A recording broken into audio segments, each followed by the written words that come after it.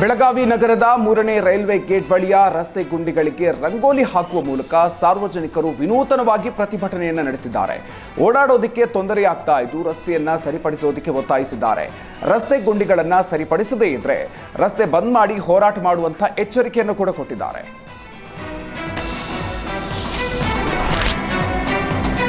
ಮಂಡ್ಯದ ನಾಗಮಂಗಲದ ಬೇಕರಿಯಿಂದ ತಂದಿದ್ದ ಕಲುಷಿತ ಕೇಕ್ ತಿಂದು ಮಗು ಅಸ್ವಸ್ಥಗೊಂಡಿದೆ. ತಕ್ಷಣ ಮಗಳನ್ನು ಆಸ್ಪತ್ರೆಗೆ ದಾಖಲಿಸಿ ಚಿಕಿತ್ಸೆಯನ್ನ ಕೊಡಿಸಿದ್ದಾರೆ. ಈ ಸಂದರ್ಭದಲ್ಲಿ ಫುಡ್ ಪಾಯ್ಸನ್ ನಿಂದ ಮಗು ಅಸ್ವಸ್ಥ ಆಗಿದೆ ಅಂತ ವೈದ್ಯರು ಮಾಹಿತಿ ಕೊಟ್ಟಿದ್ದಾರೆ. ಬಳಿಕ ಮನೆಗೆ ತಂದಿದ್ದ ಕೇಕ್ ಪರಿಶೀಲಿಸಿದ ಸಂದರ್ಭದಲ್ಲಿ ಹುಳಗಳು ಪತ್ತೆಯಾಗಿದೆ. ತಕ್ಷಣ ಮಗುವಿನ ತಂದೆ ಆನಂದ್ ಹಾಗೂ ಸ್ನೇಹಿತರು ಬೇಕರಿ ಕಿಚನ್ ಪರಿಶೀಲಿಸಿದ್ದಾರೆ. ಈ ಸಂದರ್ಭದಲ್ಲಿ ಅವಧಿ ಮುಗಿದ ಫುಡ್ ತಯಾರಿಸುವ ವಸ್ತುಗಳು ಕಂಡುಬಂದಿದೆ. ಬಳಿಕ ಬೇಕರಿ ಮಾಲೀಕ ಮಹೇಶ್ಗೆ ಹಿಗ್ಗಾಮುಗ್ಗಾ ಕ್ಲಾಸ್ ತೆಗೆದುಕೊಂಡಿದ್ದಾರೆ. ಮಾಹಿತಿಯನ್ನು ಆಧರಿಸಿ ಸ್ಥಳಕ್ಕೆ ಬಂದ ಪುರಸಭಾ ಅಧಿಕಾರಿಗಳು, ವೈದ್ಯಾಧಿಕಾರಿಗಳು ಬೇಕರಿಯ ಅವ್ಯವಸ್ಥೆಯನ್ನ ಕಂಡು ಬೀಗ ಜಡಿದಿದ್ದಾರೆ.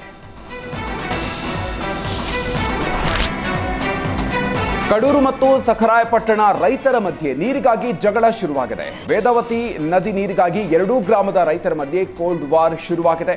ಕಡೂರು ತಾಲೂಕಿನ ವೇದಾ ನದಿ ನೀರಿಗಾಗಿ ರೈತರು ಹೋರಾಟವನ್ನ ಮಾಡ್ತಾ ಇದ್ದಾರೆ. ಆದರೆ ವೇದಾ ನದಿ ನೀರನ್ನ ಹುಲಿಕೆರೆ, ನಾಗೇನಹಳ್ಳಿ ಕೆರೆಗೆ ಹರಿಸೋದಕ್ಕೆ ವಿರೋಧವನ್ನ ವ್ಯಕ್ತಪಡಿಸಿದ್ದಾರೆ.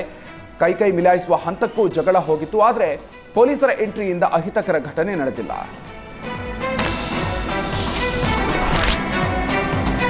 ಬೆಂಗಳೂರಿನ ಜಗನ್ನಾಥ ರಥಯಾತ್ರೆ ವೇಳೆ ಕಳ್ಳತನ ಮಾಡಿದ್ದ ಲೇಡಿ ಗ್ಯಾಂಗ್ ಅಂಧರಾಗಿದೆ. ಜೂನ್ 29ರಂದು ಬಾಣಸವಾಡಿಯಲ್ಲಿ 4 ಜನರ ಬಳಿ 140 ಗ್ರಾಂ ಚಿನ್ನದ ಸರವನ್ನ ಕದ್ದಿದ್ರು.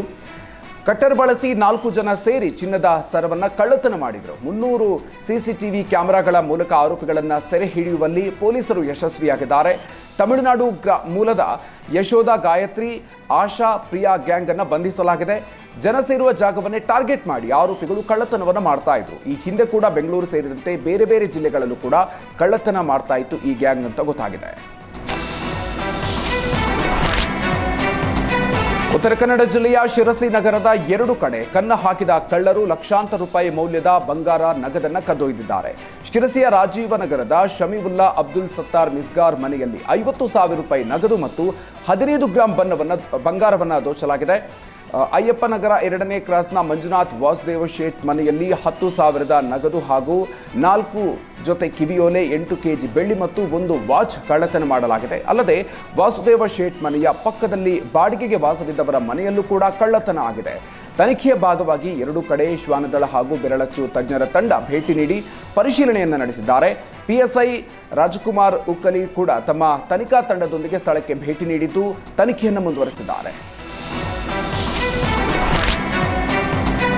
ಚಾಮರಾಜನಗರದ ಸತ್ಯಮಂಗಲ ರಸ್ತೆಯಲ್ಲಿರುವ ಟೀ ಕ್ಯಾಂಟೀನ್ನಲ್ಲಿ ಸೇರಿಕೊಂಡಿದ್ದ ಅಪರೂಪದ ಪುನುಗು ಬೆಕ್ಕನ್ನ ಉರುಗ ತಜ್ಞ ಸ್ನೇಕ್ ಚಾಂಪು ರಕ್ಷಣೆ ಮಾಡಿದ್ದಾರೆ. ಬಳಿಕ ಇದನ್ನ ಕರಿವರದನ ರಾಜನ ಬೆಟ್ಟದ ಕಾಡಿಗೆ ಸುರಕ್ಷಿತವಾಗಿ ಬಿಟ್ಟಿದ್ದಾರೆ.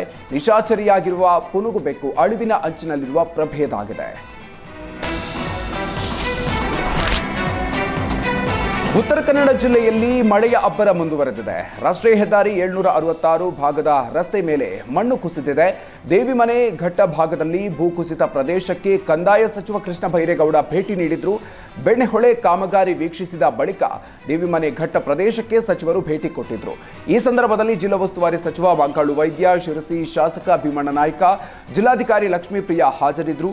ಗುಡ್ಡ ಕುಸಿತ ಆಗುವ ಸೂಚನೆ ಇದ್ರೂ ಕೂಡ ತಡೆಗೋಡೆ ಕಟ್ಟದೆ ನಿರ್ಲಕ್ಷ್ಯವನ್ನು ವಹಿಸಿರುವ ಹೆದ್ದಾರಿ ಗುತ್ತಿಗೆ ಪಡೆದ ಕಂಪನಿಯವರನ್ನ ಕಂದಾಯ ಸಚಿವ ಕೃಷ್ಣ ಬೈರೇಗೌಡ ತರಾಟೆಗೆ ತೆಗೆದುಕೊಂಡರು.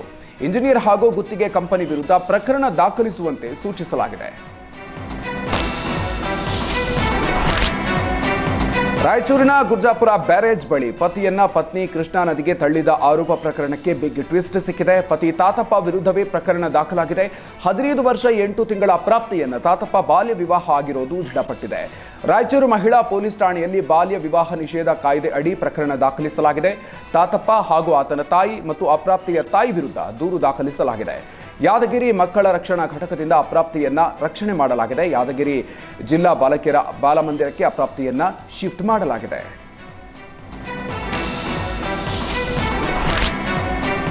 ತಾಳಗುಪ್ಪ ಟು ಮೈಸೂರು ರೈಲಿನಲ್ಲಿ ಬೆಂಕಿ ಕಾಣಿಸಿಕೊಂಡಿದೆ. ಚಿಕ್ಕಮಗಳೂರು ಜಿಲ್ಲೆ ತರೀಕೆರೆ ತಾಲೂಕಿನ ಅಜ್ಜಂಪುರ ಕ್ರಾಸ್ ಬಳಿ ಚಲಿಸ್ತಾ ಇದ್ದ ರೈಲಿನಲ್ಲಿ ಬೆಂಕಿ ಕಾಣಿಸಿಕೊಂಡಿದೆ. ತಕ್ಷಣ ರೈಲು ನಿಲ್ಲಿಸಿ ಪರಿಶೀಲನೆ ನಡೆಸಲಾಗಿದೆ.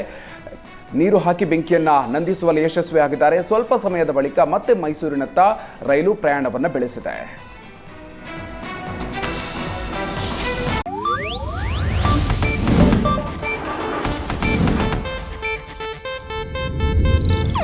ಇದು ಏಷ್ಯಾನೆಟ್ ನ್ಯೂಸ್ ನೆಟ್ವರ್ಕ್ ಪ್ರಸ್ತುತಿ.